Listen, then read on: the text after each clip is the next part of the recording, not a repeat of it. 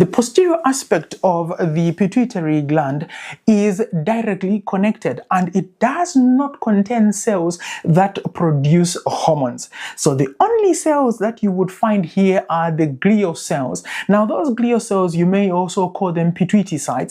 All they do is, because of the axons that allow the transport of the hypothalamic hormones that then come to the posterior aspect, which is ADH or antidiuretic hormone, vasopressin, and oxytocin, the glial cells then produce just a protective envelope for those axons that are within the posterior aspect of the pituitary gland. So this posterior pituitary gland will then house axons. The axons will be coming from the hypothalamus, because we know that the hypothalamus is the one that is responsible for the production of the hormones ADH, which is antidiuretic hormone, and the oxytocin hormone.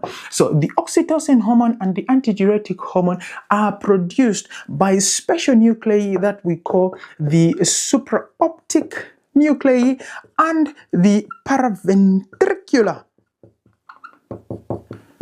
nuclei. So you will find that here in front of the optic chiasma, around here, you will find the supraoptic nuclei, and just above the supraoptic nuclei, here you will find the paraventricular nuclei. So these two are responsible in most cases of producing the antidiuretic hormone and the oxytocin hormone, which then travel by way of axons through the infundibulum here right into the posterior aspect. And that is why we are saying that this master gland is responsible for the production of hormones using the anterior pituitary gland and the release of hormones using the posterior aspect, because it does not produce the oxytocin and does not produce the antidiuretic hormone, but then has the capacity to release them into circulation when the body does need them. So the second part here, which is the hypothalamo-hypophyseal tract,